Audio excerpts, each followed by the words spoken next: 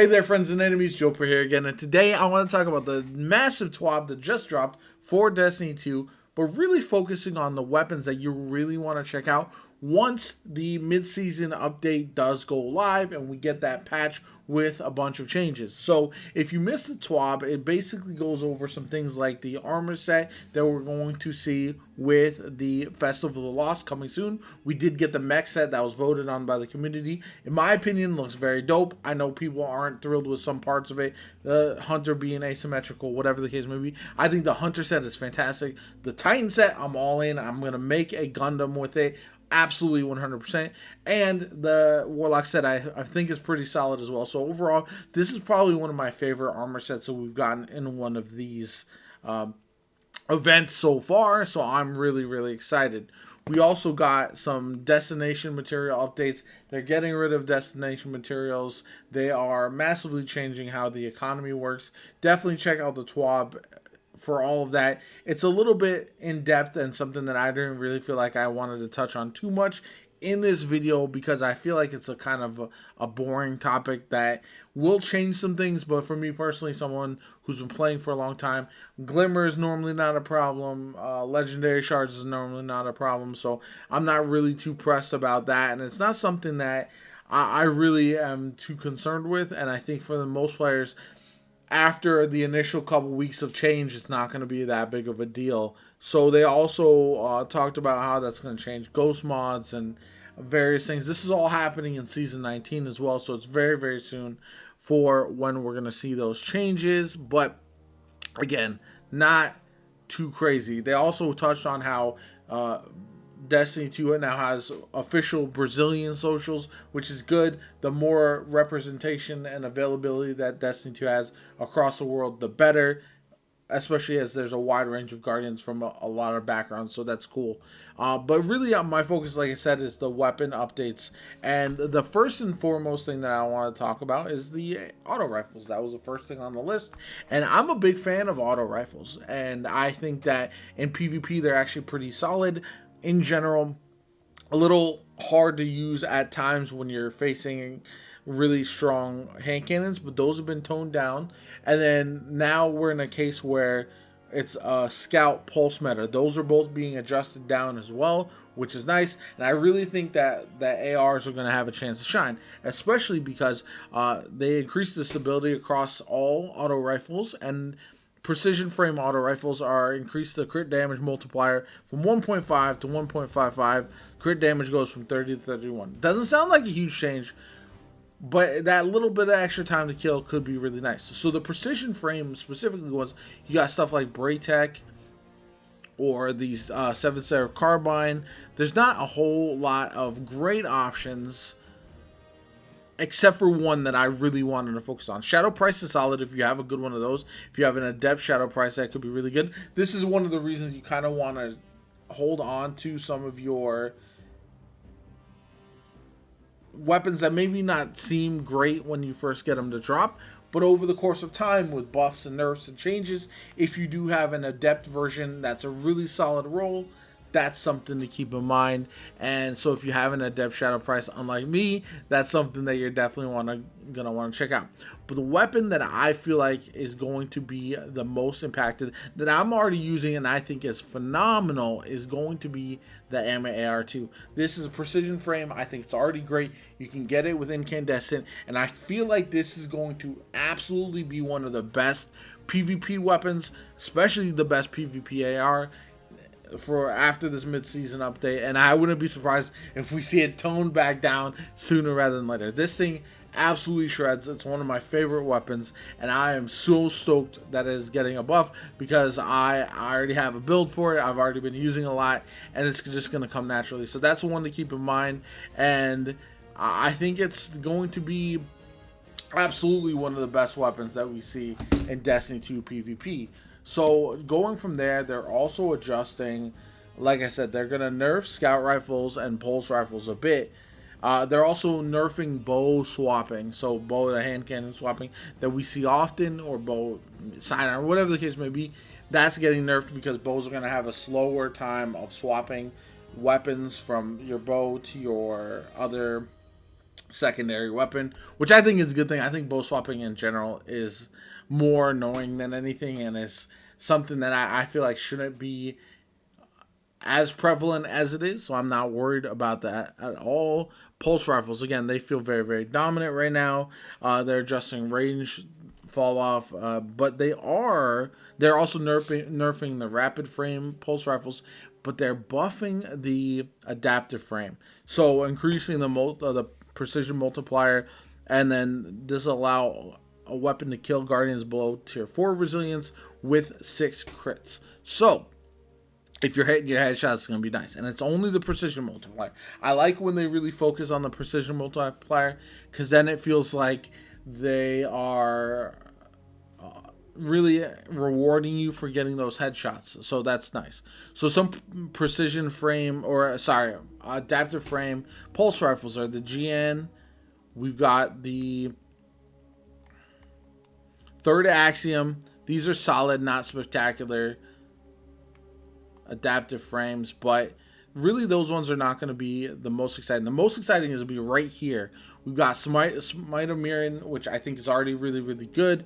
And if you have one of these, definitely use it. If you have a Herod version, even better. But yeah, this thing is going to slap. And then Yesteryear, which I know a lot of people are not the biggest fans of, I actually really like this pulse rifle. This one is going to be probably the most underrated and also easy to obtain, especially if next year we're able to get this by focusing engrams. You can't do that this season, so if you can do that in season 19, that would be awesome. And this would be one of those weapons I think you would spike in usage if it becomes available easily through the Gambit engrams as well as this buff. So that's something to keep in mind, and that's one that I would definitely keep my eye on if you have a good roll. Other than that, the adaptive frames are not always the best, you know what I'm saying?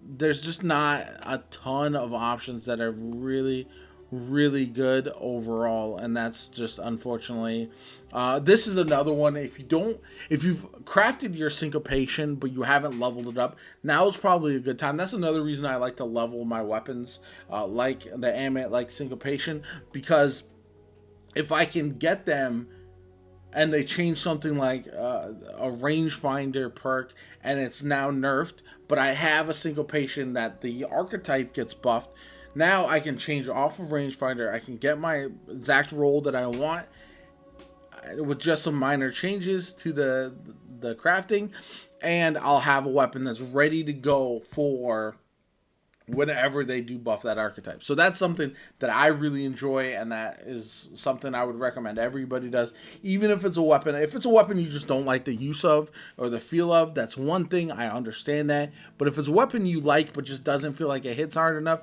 level it up, get it ready, because I promise you, with how Destiny goes, eventually it'll get buffed, and if it's too strong, eventually it'll get nerfed.